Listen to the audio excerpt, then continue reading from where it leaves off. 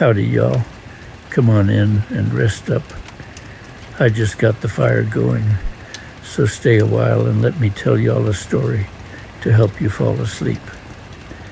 Now, I know you're here to wind down and relax, so why don't y'all tell me what helps you relax in the comments below.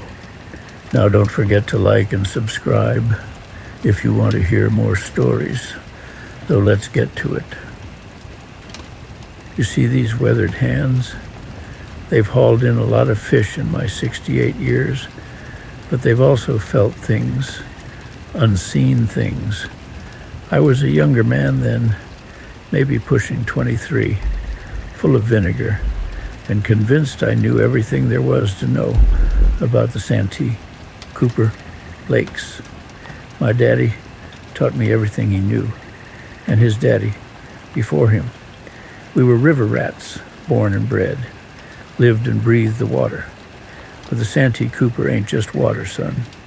It's history, it's mystery, it's something else entirely. This particular night, I was down at the old pier by Utahville.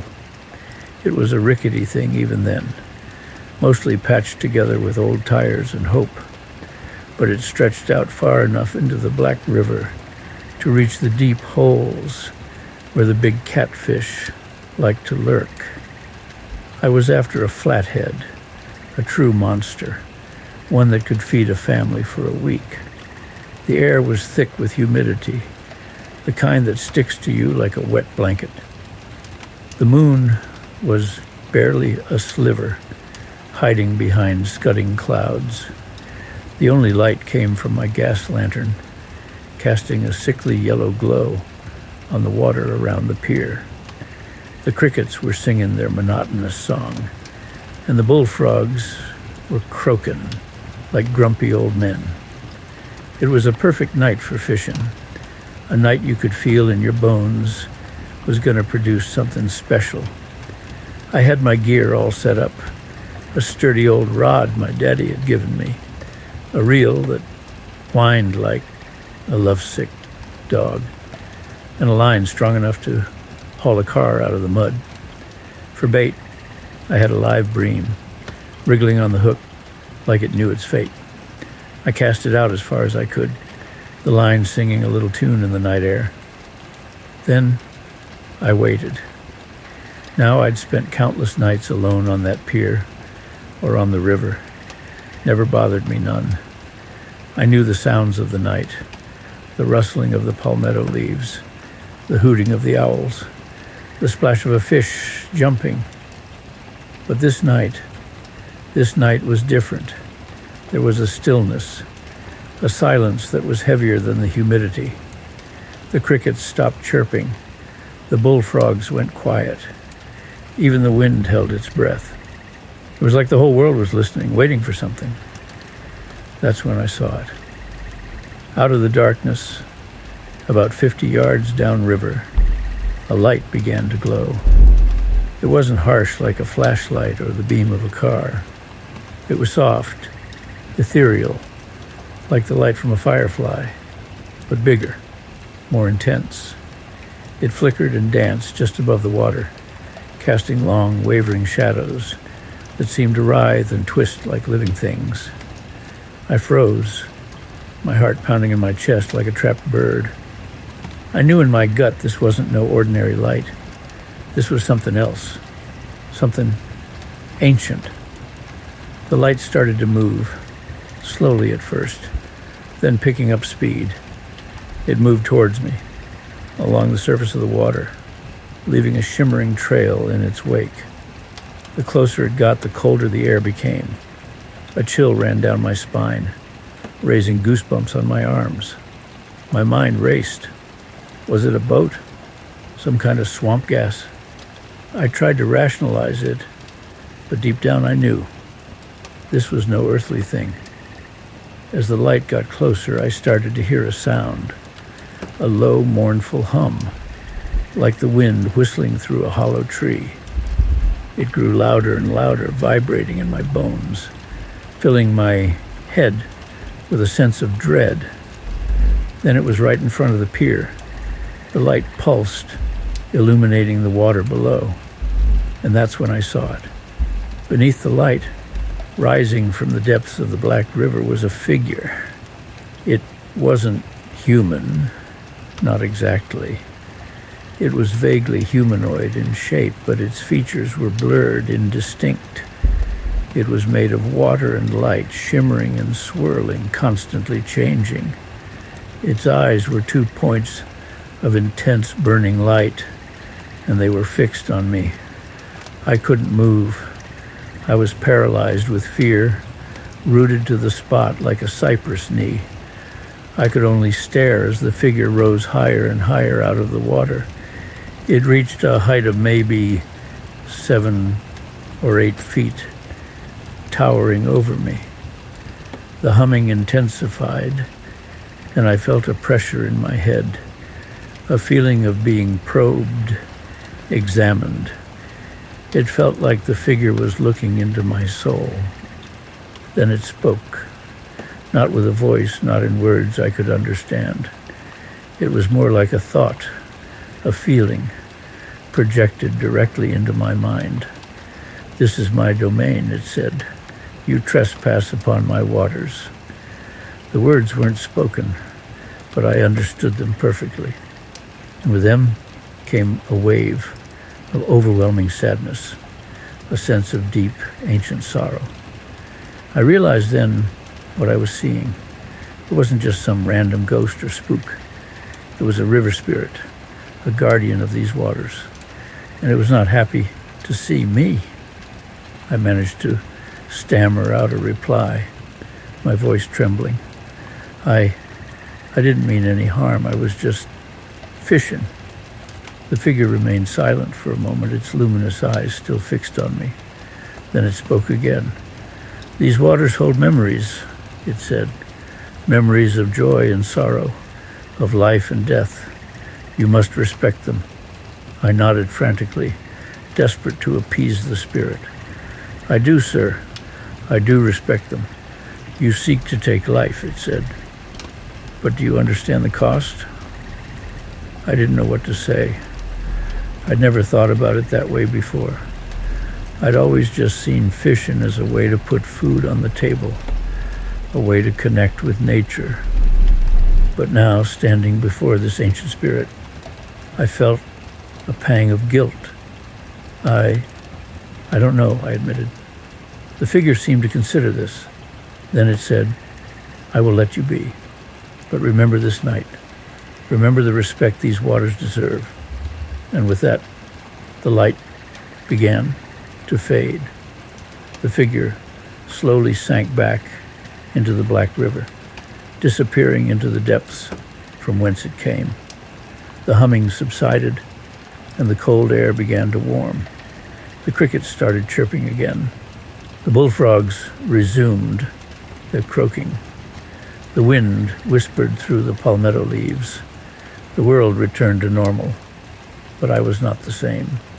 I stood there on the pier for a long time, shaking like a leaf. I reeled in my line, cut the bream loose, and packed up my gear. I didn't want to catch any fish that night. I didn't want to take anything from the river. As I walked back to my truck, I glanced back at the water.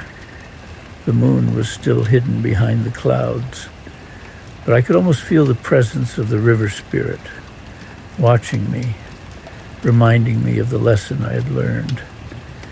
I drove home in a daze, my mind reeling. I didn't tell anyone about what I had seen. Who would believe me? They'd just think I was crazy, spending too much time alone in the woods. But I couldn't forget it.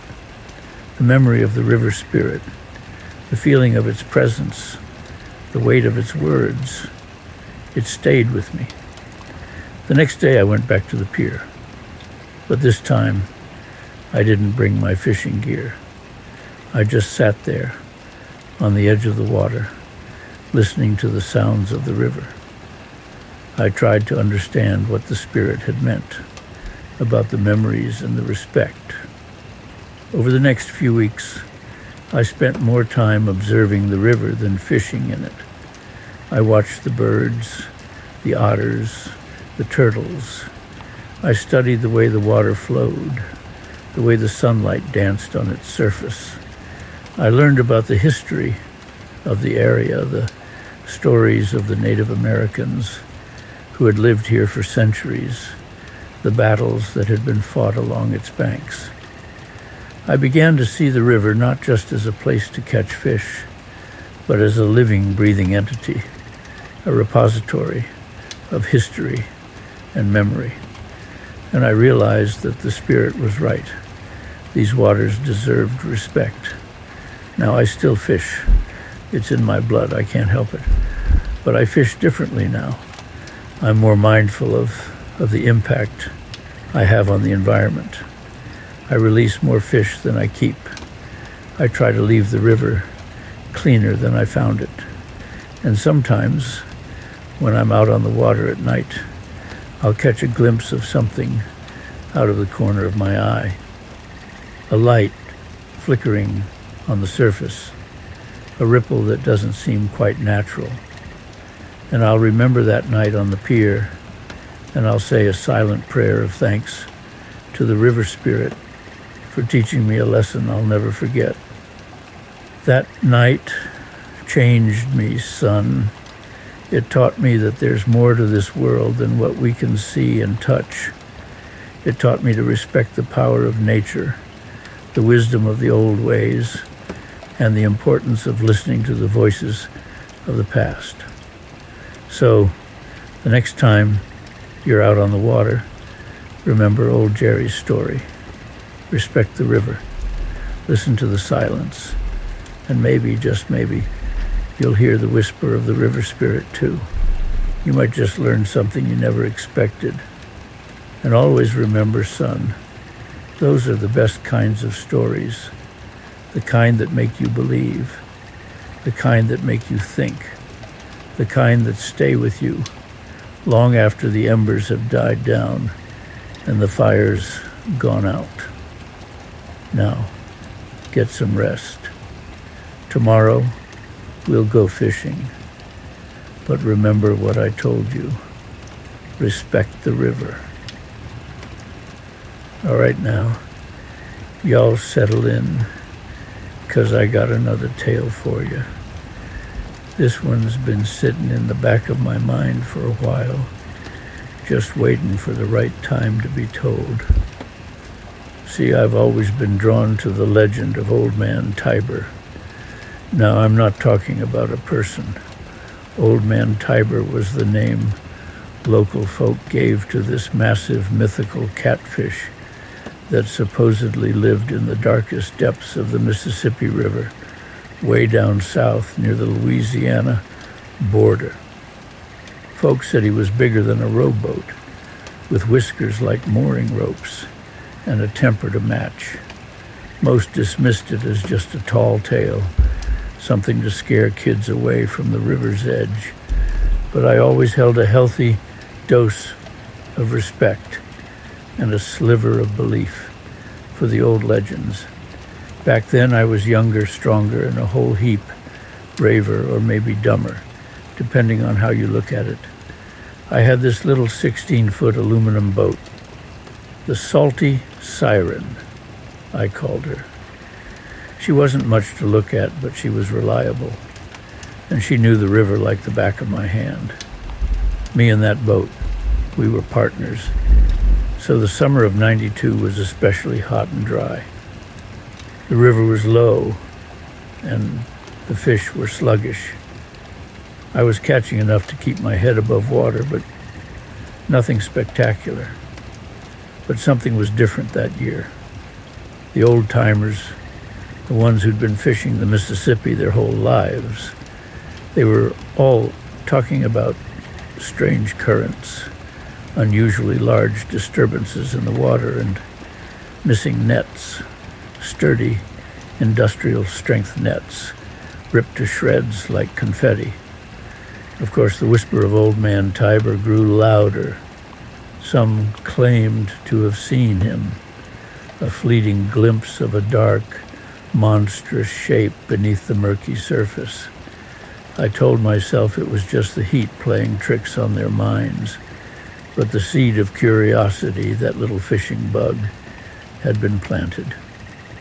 I decided I wanted to research. I took out my old maps, the ones my granddaddy used to have.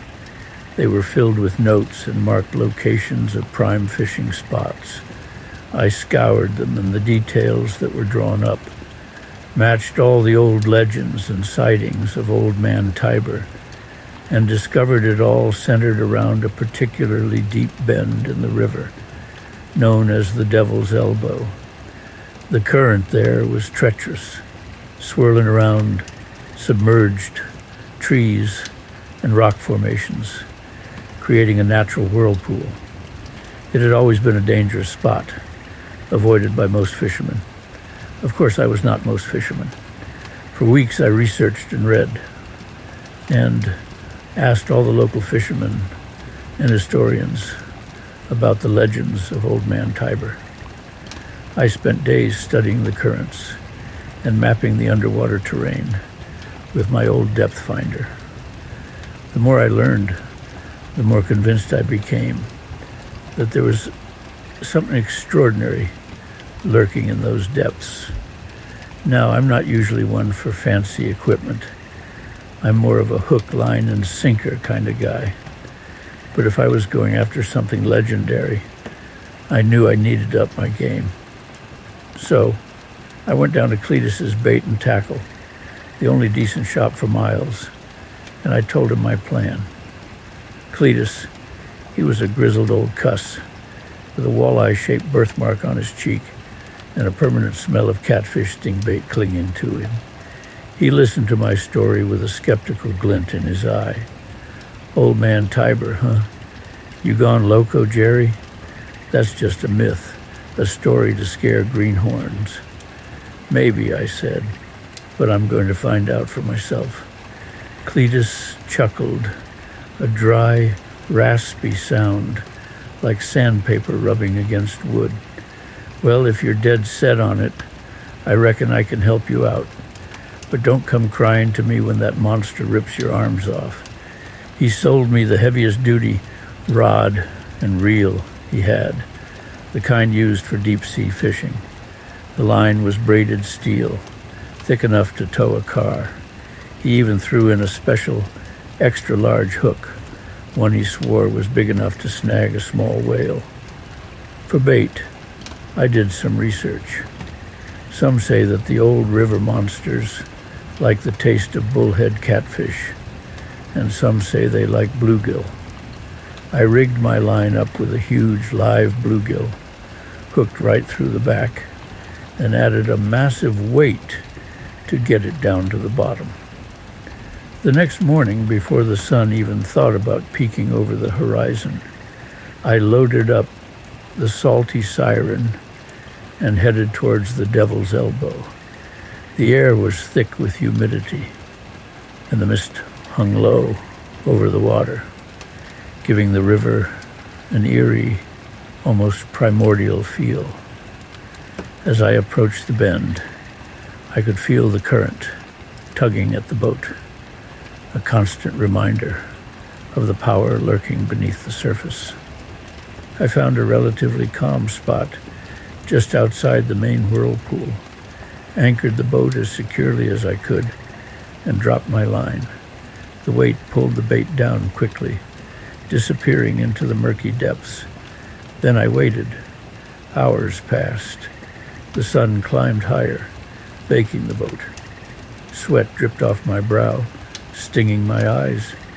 I swigged sweet tea and battled mosquitoes, wondering if I was wasting my time. Maybe Cletus was right. Maybe Old Man Tiber was just a myth. Just as I was about to reel in my line and call it a day, something happened. The rod tip twitched, just a subtle movement, almost imperceptible. I held my breath, my heart pounding in my chest. Then it happened again, a more pronounced tug. "It's on," I muttered, my voice trembling with excitement and a healthy dose of fear. I grabbed the rod, bracing myself. The line went taut, singing a high-pitched whine as something huge started pulling. This wasn't like any fish I'd ever caught before. It wasn't the sharp, erratic jerks of a bass or the steady pull of a gar. This was a slow, deliberate, unstoppable force. The boat lurched violently, nearly throwing me overboard. I gripped the sides, fighting to maintain my balance. The reel screamed as line peeled off at an alarming rate. I tightened the drag, but it barely slowed the beast down. "All right, you prehistoric son of a gun," I grunted, my muscles straining with the effort. "Let's see what you're made of." The battle was on. For what felt like an eternity, I fought that creature. It would pull, I would reel. It would dive, I would resist. My arms ached, my back screamed, but I refused to give up. This wasn't just about catching a fish anymore. This was about proving something to myself, about confronting the legend, about staring into the face of the unknown. The current was working against me, trying to drag the boat into the whirlpool. I fought to keep it pointed upstream, using the motor to compensate for the relentless pull. The sun beat down mercilessly, turning the little boat into an oven. Slowly, agonizingly slowly, I began to gain ground. The line tightened, the reel clattered, and I could feel the creature tiring. It wasn't giving up, but its movements were becoming less powerful, less deliberate. After what seemed like an eternity, I finally started to see something. A dark shape began to emerge from the depths, growing larger and larger as it neared the surface. My heart leaped into my throat. It was immense. I'm talking about a fish that dwarfed my boat. Its body was long and thick, covered in leathery, mottled brown skin. Its head was massive, with beady, ancient-looking eyes and a cavernous mouth that could swallow a basketball whole. And those whiskers, they were indeed like mooring ropes, thick and bristly, trailing in the water like seaweed. Old Man Tiber. He was real. I stared at him in awe and terror, a primal fear gripping me. This wasn't just a fish. It was a leviathan, a relic of a bygone era, a creature that had witnessed centuries of history unfold along the banks of the Mississippi. For a moment, we were locked in a silent standoff, man and monster, separated by a thin line of braided steel. He looked at me with an ancient, unknowable gaze, his eyes reflecting the sunlight like polished obsidian. Then he made a move. With a sudden surge of power, he dove beneath the boat, pulling the line taut. The boat rocked violently, and I lost my footing, stumbling forward. In that moment of disarray, something snapped. Not the line, but something in me. I realized that I was in over my head. This wasn't a game anymore. This was a battle for survival. I reached for my knife, a trusty old Bowie that had been in my family for generations. With a deep breath, I sliced through the line. The sudden release of tension was almost deafening. The boat shuddered, then slowly righted itself. I watched as Old Man Tiber disappeared back into the depths, his massive form fading into the murky shadows. I sat there for a long time, panting, shaking, my body aching from the fight. The sun began to set, casting long, eerie shadows across the water. I felt a mixture of relief, disappointment, and profound respect. I didn't catch Old Man Tiber, but I saw him. I felt his power. I knew that the legend was real. I reeled in the severed line, retrieving the broken end. As I examined it, I noticed something odd. The steel braid wasn't just cut. It was frayed almost, melted. It was as if something had burned through it with intense heat. I looked back towards the Devil's Elbow, a shiver running down my spine. Maybe Old Man Tiber was more than just a giant catfish. Maybe he was something else. I didn't fish the Devil's Elbow again for a long time. The memory of that encounter was too vivid, too unsettling. But the legend of Old Man Tiber never left me. Years later, I heard stories of other fishermen encountering him. Some claimed he was still guarding the depths of the Mississippi, a silent sentinel of the river. Others said he had moved on, seeking new territories, new waters to dominate. I don't know the truth, but I do know this. There are things in this world that we can't explain, things that defy logic and reason. And sometimes the best thing we can do is to respect those mysteries and leave them undisturbed. As for the Devil's Elbow, well, it's still there, swirling and churning, a reminder of the day I came face to face with a legend. And every time I pass it, I can't help but wonder if Old Man Tiber is still lurking down there, waiting for the next unsuspecting fisherman to challenge his dominion. I was just sitting here, remembering another time out on the water, and I figured, why keep it to myself? Let me tell you all about it. The salt hung thick in the air that day, just clinging to you like a second skin. I reckon it was late August, the kind where the sun beats down on the Gulf like a blacksmith's hammer, making the water shimmer and dance. Debbie, bless her heart, was back at the cabin, probably fussing over her begonias and getting ready for the next wave of travelers. I, on the other hand, was out there, me and my trusty boat, the Salty Dog, chasing the ever-elusive red drum. Now I've hooked a lot of red drum in my time, some real monsters, but this particular day felt different. It felt charged, like the air itself was humming with anticipation. I remember feeling an unusual calmness, a stillness that settled over me, like the morning mist over the bayou. Usually I'd be fidgeting, checking my lines, fussing with my bait, but that day I just let the boat drift, the rhythm of the waves rocking me into a peaceful trance. I wasn't using any fancy gear that day, just my old reliable rod, the one with the slightly worn cork grip, a simple weighted hook, and a chunk of fresh mullet. I've always been a believer in the power of simplicity, letting the fish do the talking, so to speak.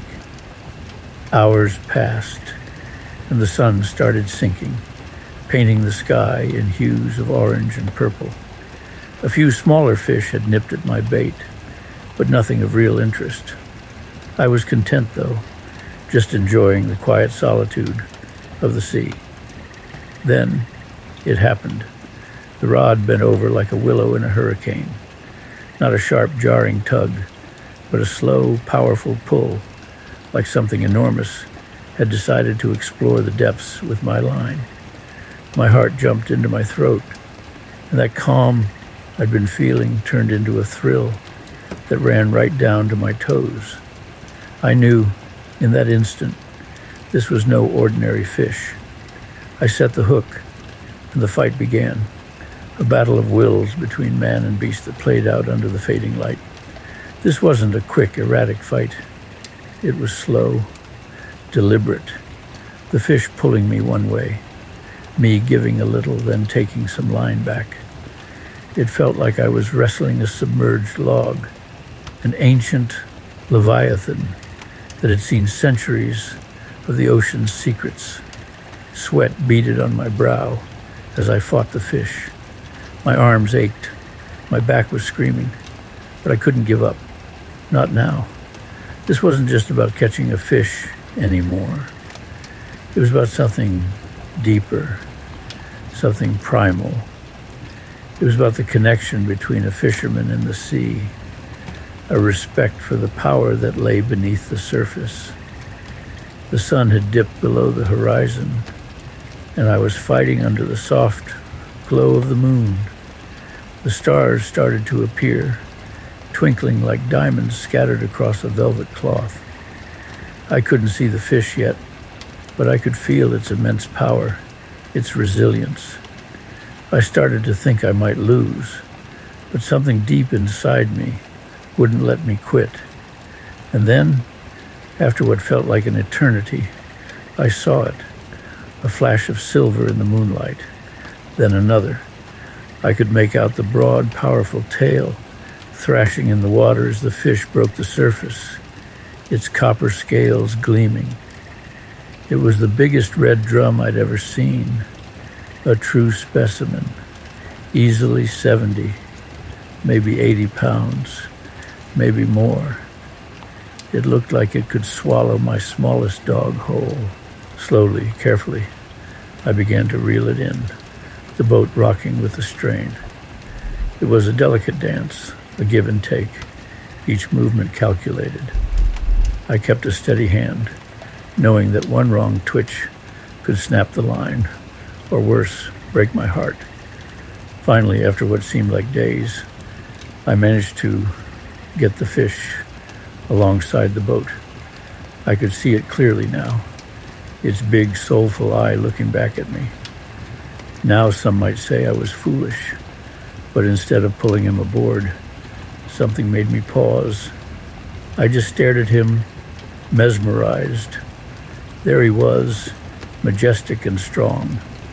I remember thinking about how many years he'd been swimming those currents, witnessing the ever-changing tides. I felt a profound respect for him, a kinship that went beyond the usual fisherman's pride. It was like I was seeing a part of myself reflected in his ancient eyes, a connection to the deeper rhythms of the universe that we all sometimes tend to forget. In that moment, the thrill of the catch faded. I knew that pulling him into the boat, taking him away from his home, just didn't feel right.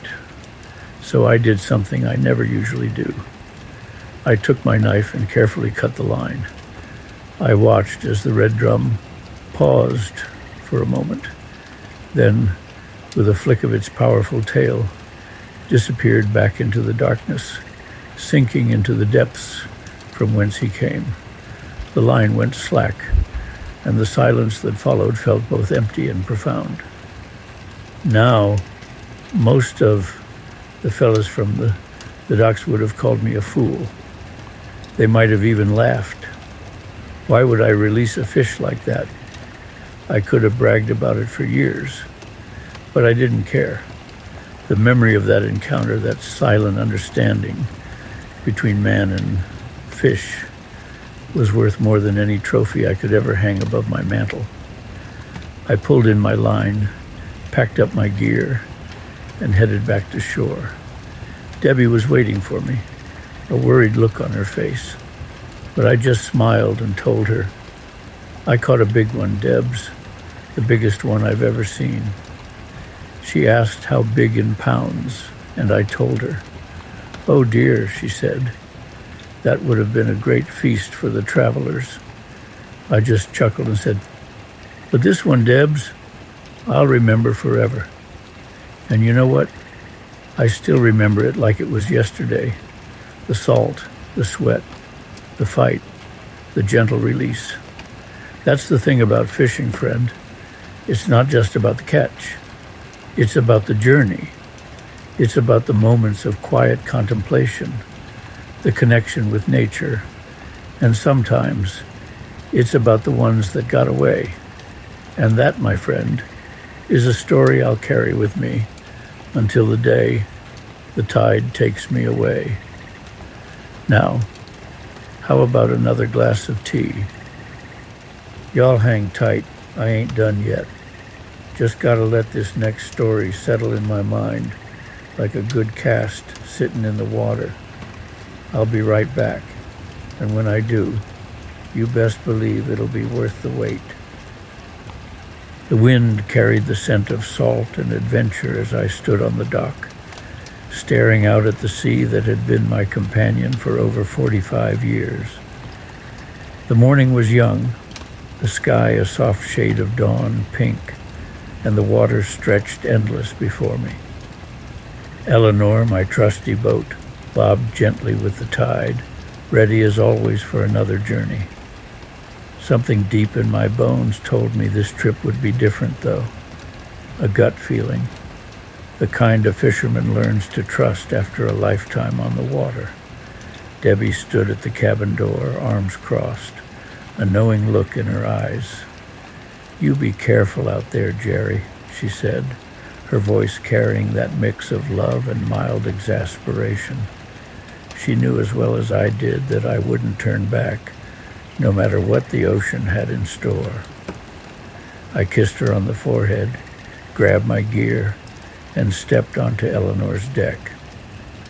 The engine rumbled to life beneath me, the sound a comforting promise that she was as ready as I was. The sea was calm at first, an easy ride as I made my way toward deeper waters. The sun climbed higher, warming my back, and the familiar solitude settled in. It was just me and the open water, the only company the occasional gull circling above. I cast my first line, waiting, watching, knowing that patience was the true art of fishing. It started as a subtle tug, a teasing motion that sent a thrill through my fingers. Then suddenly the line pulled hard, nearly yanking the rod from my grip. I planted my feet and reeled in, my muscles straining against the force. Whatever was on the other end was strong, determined, a fighter. Minutes stretched into what felt like an eternity. The fish wasn't giving up, and neither was I. The boat rocked as waves crashed against the hull, the fight between man and fish playing out in the heart of the deep. With each pull, I felt the power of the sea, the thrill of the chase, the unspoken respect between predator and prey. At last, the silver body of the fish broke the surface, glistening in the sunlight. A massive tuna, the biggest I had seen in years. I hauled it onto the deck, breathless, victorious. My hands shook with exhaustion, but my heart pounded with satisfaction. This was why I came out here, why I answered the call of the water time and time again. The sky darkened too quickly, the air thick with the scent of an approaching storm. I had seen enough storms to know this one wasn't going to be gentle. The waves grew restless, slamming against Eleanor's sides. I needed to head back before it was too late. Lightning split the sky, followed by the deafening roar of thunder. Rain pelted down in sheets, blinding me as I fought to steer Eleanor through the chaos. The boat lurched, nearly tipping as the waves swelled around me. My grip on the wheel tightened, knuckles white as I battled the sea's fury. For hours I wrestled against the storm, every inch of my body screaming with effort. The world was reduced to darkness and crashing water. I had been through rough seas before, but this was something else. The ocean had turned against me, and I was at her mercy. Then, as suddenly as it had come, the storm's rage softened. A strange stillness settled over the water, an eerie calm. I took a deep breath, shaking, soaked to the bone. But the battle wasn't over yet. The storm had passed, but I was left adrift. The sea stretched endlessly around me, and I had lost my bearings. My radio was silent, my compass spinning wildly. I needed to find my way home. The ocean, calm as it seemed, held unseen dangers.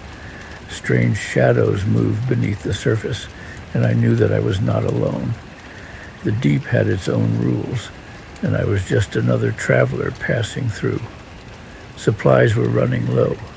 The fresh water I had brought was nearly gone, and my stomach growled with an ache I tried to ignore.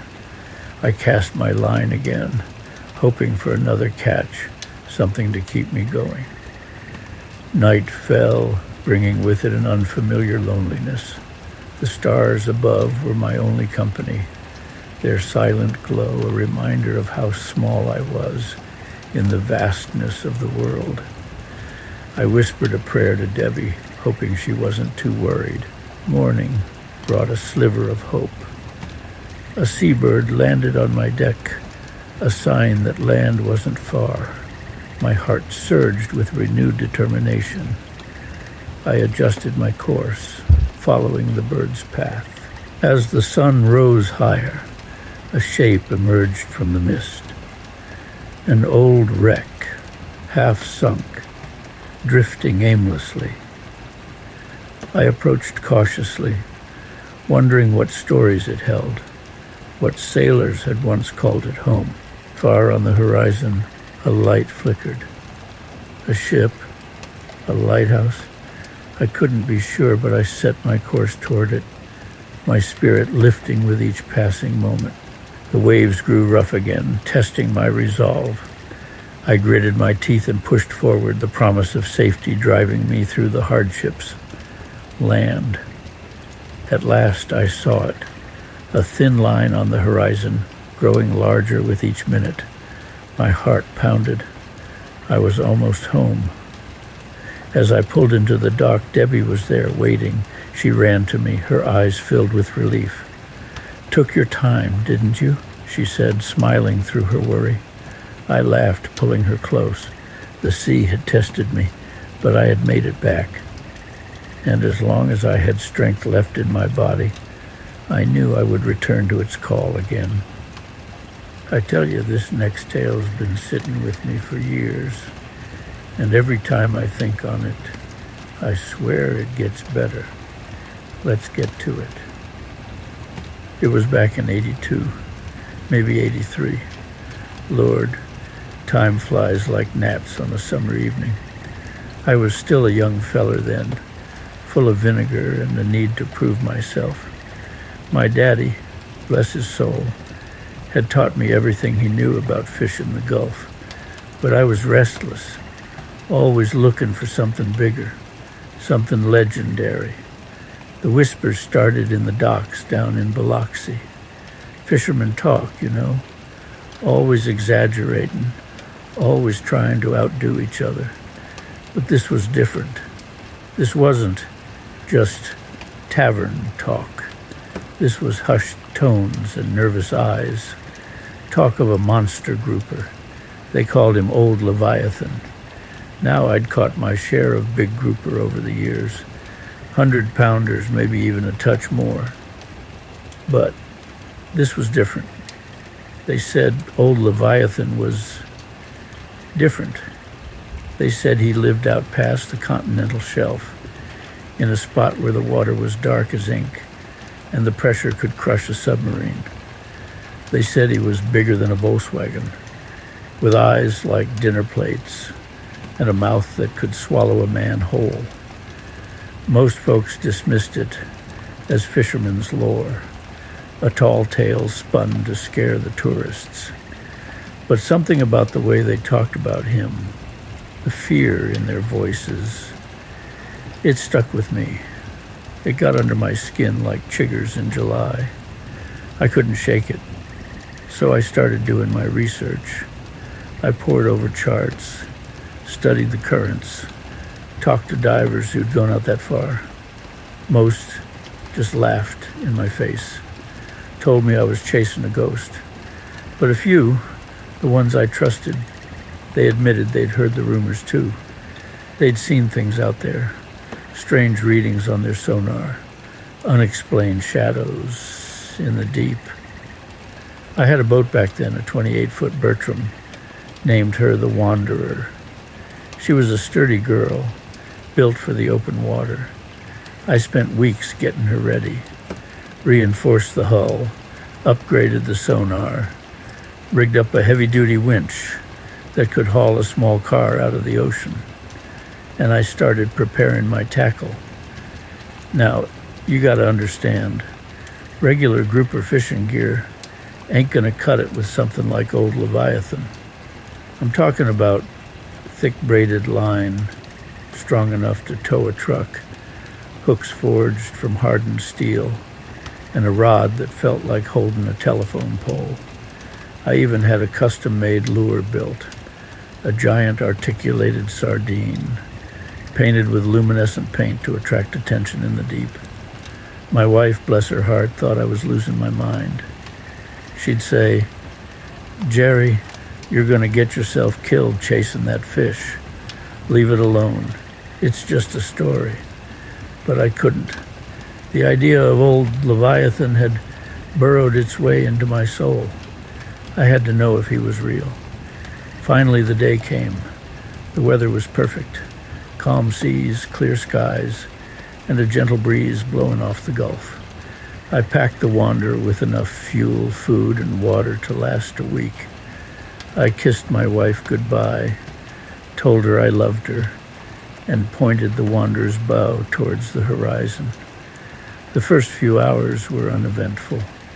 The sun beat down, the engine hummed, and the water stretched out in every direction, an endless expanse of blue. As I got further from shore, the other boats disappeared. It was just me, the Wanderer, and the open ocean. Then I hit the spot. The coordinates I'd painstakingly calculated from the charts and the divers' reports. The bottom dropped off sharply, plunging into what felt like another world. The water turned a deep, forbidding blue, almost black. The sonar screen lit up with jagged peaks and valleys, indicating a complex underwater landscape. I cut the engine and let the Wanderer drift. The silence was deafening. All I could hear was the creak of the hull and the distant cries of gulls. I took a deep breath, said a little prayer, and lowered my line. The weight of the lure and the sinker pulled the line taut. It felt like I was lowering a small anchor.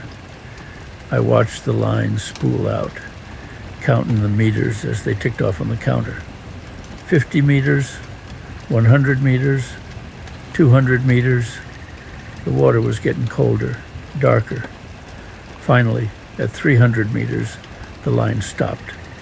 I was on the bottom.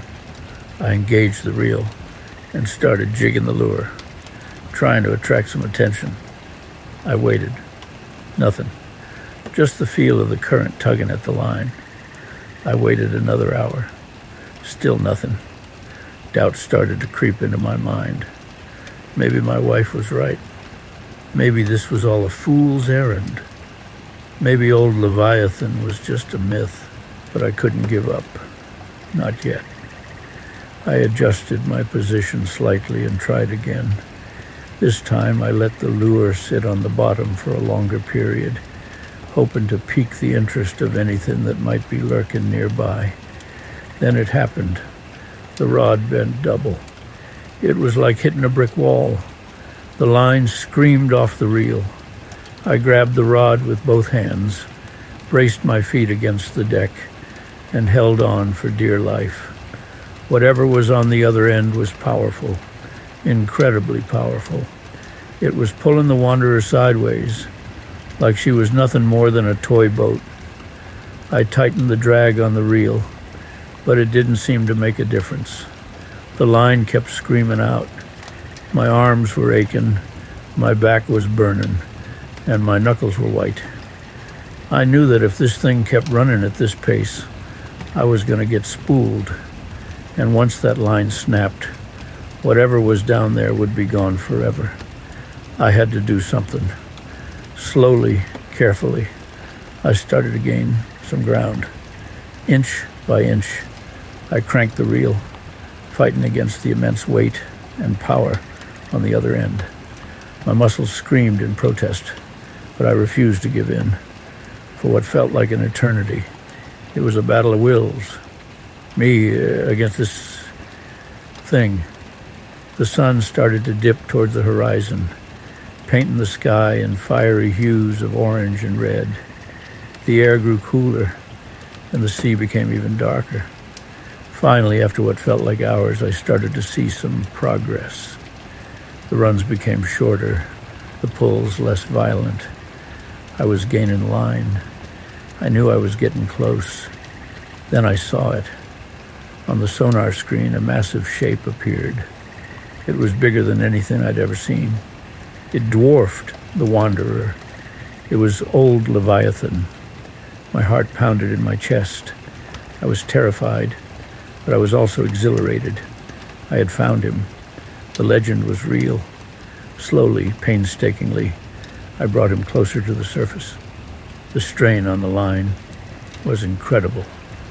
I could feel the heat of the reel burning against my fingers. Then he broke the surface. The sight of him took my breath away. He was enormous. His body was a mottled brown and gray, covered in barnacles and scars. His eyes were huge, like ancient knowing orbs. His mouth was a cavernous maw, lined with rows of razor-sharp teeth. He looked at me, or at least I thought he did. It was hard to tell in the fading light, but I felt a connection, a sense of awe and respect. This was an ancient creature, a survivor. He had seen things I couldn't even imagine. For a moment, we were locked in a silent standoff, me and old Leviathan. Then he did something unexpected. He just stopped fighting. He hung there, suspended in the water, his massive body barely moving. I loosened the drag on the reel and let him rest. I knew that I could probably reel him in, get him close enough to the boat to take a picture, maybe even try to tag him, but something told me not to. I looked at him, at his ancient eyes, at his scarred body. I realized that I didn't need to prove anything. I didn't need to conquer him. I just needed to know that he was real. So I did the only thing that felt right. I cut the line. The lure, the hook, the leader, all drifted away, sinking back into the depths. Old Leviathan turned slowly and disappeared back into the darkness. I sat there for a long time after that, staring at the empty ocean. The sun had set completely, and the stars had started to come out. The only sound was the gentle lapping of the waves against the hull of the Wanderer. I felt a profound sense of peace. I had found what I was looking for, not in the fish itself, but in the journey, in the challenge, in the knowledge that there are still mysteries out there, hidden in the depths of the ocean. I started the engine and turned the Wanderer towards home. The journey back was long and uneventful, but I wasn't the same man who had left. I had seen old Leviathan, and I had learned something about myself in the process. I never told anyone the full story. Most folks wouldn't have believed me anyway. They would have said I was crazy or lying, or just plain old making it up. But that's all right. The memory is enough. It's a story that only I know the full truth of. The Wanderer's hull had some damage over the years and ended up being sold for scraps, but it all paid off. That fishing adventure gave me a lifetime worth of stories to tell.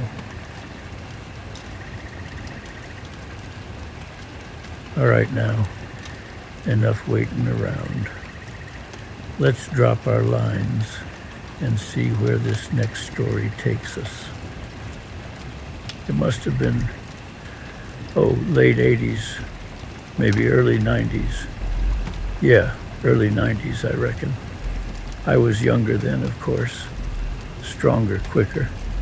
Still had all my hair then, too, though it was probably already starting to think about turning gray. Debbie and I, we were just getting settled into this place, and I was fishing like a man possessed. Didn't have the responsibility of running the cabin back then. Just me, the boat, and the open water. Pure freedom, that was. Now you got to understand, back then, the fishing was different. Not better, not worse, just different. Regulations weren't as tight, and the fish, well, they seemed a little bigger, a little bolder maybe. Or maybe it was just me being younger and thinking everything was bigger back then. Could be that too. Anyway, I had this boat back then, a 23-foot Grady White. She was a beauty, that boat. The salty dog, I called her. Solid as a rock. Could handle anything the Gulf threw at her. I spent more time on that boat than I did on dry land some weeks, I swear. Used to head out before sunrise, come back long after dark, sometimes even stay out overnight if the fishing was good. Debbie, she'd worry herself sick sometimes, but she knew it was in my blood. Fishing, that is.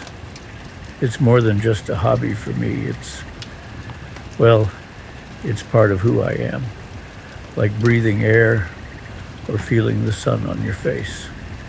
So, this particular trip, I was heading out for grouper. Now grouper, they're a bottom fish. Big, strong, delicious eating, and a real challenge to catch. They live down deep, around reefs and wrecks, anywhere they can find cover. They're ambush predators, you see. Lurk in the shadows, wait for a tasty snack to swim by, and then bam, they're on it. And once they're hooked, they'll head straight back down into their hole, try to break you off on the rocks or the wreck. You gotta be quick, gotta be strong, and gotta be smart to catch a big grouper.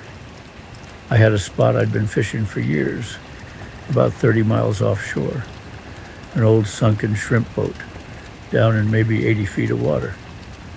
I'd caught some good fish there before, but nothing prepared me for what was waiting for me that day. The morning dawned crisp and clear, just the way I like it. Sunrise painting the sky in oranges and pinks. The air still cool and salty. The Gulf was almost flat calm, just a gentle swell rolling in. Perfect grouper weather, as we say. I had my gear all loaded up, my favorite heavy tackle rod and reel, spooled with strong braided line, and a cooler full of ice and bait. Mullet was the bait of choice that day. Nice and oily. Grouper can't resist it. I got out to the spot just as the sun was climbing above the horizon. Used my GPS, fancy stuff for back then, but it was a lifesaver, to pinpoint the wreck. Dropped anchor up current, letting the boat drift back over the spot. I like to fish with live bait when I can, but mullet chunks work just fine too, especially for grouper. I rigged up a heavy jig head, hooked a nice chunk of mullet on it, and dropped it down. Now, grouper fishing. It's not like trolling for mackerel or casting for redfish. It's mostly waiting. You drop your bait down, let it sink to the bottom, and then you just wait, feel for the bite. Sometimes it's a subtle tap, tap, tap. Other times it's like a freight train hitting your line. You never really know. I let my bait sink down, felt it thud against the bottom. Reeled up a couple of cranks to keep it just off the seabed, and then I waited. The gentle rocking of the boat, the sound of the waves lapping against the hull, the cries of the gulls overhead. It's a peaceful sort of waiting. Let you clear your head, think about things, or not think about anything at all. Just be present in the moment. After maybe 10 minutes, I felt a little twitch on my line, just a tiny little tug, like a nibble. Could have been a small snapper, could have been a trigger fish, could have been anything. I ignored it. Sometimes those little fish just mess with your bait. You got to wait for the real deal. Then a few minutes later, another twitch, this time a bit more insistent, like something was sniffing around, getting interested. My heart started to beat a little faster. Grouper? Maybe, just maybe. I held my breath, my hand gripping the rod tight, feeling every vibration of the line. And then it happened. Wham! It was like the bottom of the ocean just exploded. The rod bent over double. The reel screamed as line peeled off at an alarming rate. This wasn't no little snapper. This was something big, real big. Whoa! I yelled out loud, more to myself than anything else. Hang on tight, Jerry. The fish was pulling drag like crazy, heading straight down towards the wreck. I knew what it was trying to do. It was trying to get back into its hole, to rub the line against the sharp edges of the wreckage and break me off. If it made it down there, it would be game over. I tightened the drag on my reel as much as I dared. Didn't want to break the line, but I couldn't let it get down to the wreck either. It was a delicate balance. The rod was bowed almost to the breaking point. My arms were straining, my knuckles white as bone. This fish was strong, unbelievably strong. Stronger than any grouper I'd ever tangled with before, for what felt like an eternity, but was probably only a few minutes. It was a straight up and down battle. Me against the fish, brute strength against brute strength. I was slowly, agonizingly gaining line. Inch by inch, foot by foot, I was pulling it up from the depths. But every foot I gained, it felt like it fought me back with two. My arms were burning, my back was aching, sweat was pouring down my face, even in the cool morning air. But I wasn't giving up. Not now. Not with a fish like this on the line. This was the kind of fish you dream about. The kind of fish that makes all those hours of waiting, all those empty trips, all worthwhile. Finally, after what seemed like a lifetime, the screaming of the reel started to slow. The line angle started to change, pointing more towards the surface. I was gaining ground. I could feel the fish tiring just a little. Or maybe it was me who was tiring. I couldn't tell anymore. I kept pumping and reeling, slowly but surely bringing the fish up. My muscles were screaming. My hands were cramping, but adrenaline was coursing through my veins, keeping me going. I had to see this fish. I had to know what was on the end of that line. And then it started, a faint shimmer, deep down in the green water, a flash of white, and then slowly, majestically it began to rise. Bigger and bigger it grew as it came up from the depths. My heart was pounding in my chest. This was no ordinary grouper. This was a monster. It broke the surface with a swirl of white water, and I finally got my first real look at it. It was a gag grouper, and it was enormous, bigger than any grouper I had ever seen or even heard of. Its body was thick as a barrel, its mouth like a bucket, its eyes cold and ancient. It looked like something out of a prehistoric age. I just stared at it, awestruck. For a moment, I almost forgot I was still hooked up to it. It was just magnificent, truly magnificent. But the fight wasn't over yet. The fish was still plenty strong, and it was still angry. It thrashed at the surface, sending spray flying, trying to shake the hook. I knew I had to get it alongside the boat, and fast, before it found a second wind, or before the hook pulled loose. Slowly, carefully, I worked it towards the boat. It was like trying to maneuver a small truck. Every move was deliberate. Every inch gained was hard fought. Finally, after what seemed like another eternity, I had it alongside. And that's when I realized I didn't have a net big enough. I didn't have a gaff big enough. Heck, I probably didn't have anything on board that was big enough to handle this fish. I was in trouble. I circled the fish, trying to figure out what to do. It was just lying there on the surface, its massive gills pumping, its dark eyes staring at me. It was exhausted, just like I was, but I knew it could still summon up a last burst of energy if it needed to. Then I had an idea, a crazy idea maybe, but it was the only one I had.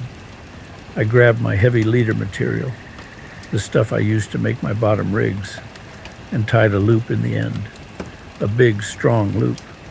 Then carefully, slowly, I leaned over the side of the boat, my heart pounding in my throat. I had to get that loop around the fish's tail.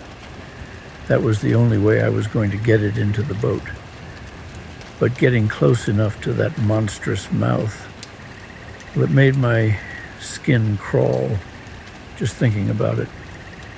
Taking a deep breath, I reached out with the loop. The fish didn't move, didn't even flinch. It was like it knew what I was trying to do. Slowly, carefully, inch by inch, I maneuvered the loop toward its tail. My hand was shaking so badly I could barely hold onto the line. Finally, after what felt like an eternity, I got the loop around its tail. Gently, I tightened it, snug, but not too tight. I didn't want to hurt the fish, and I didn't want to spook it. Then, with a grunt and every ounce of strength I had left, I started to haul. It was like trying to lift a bag of cement out of the water.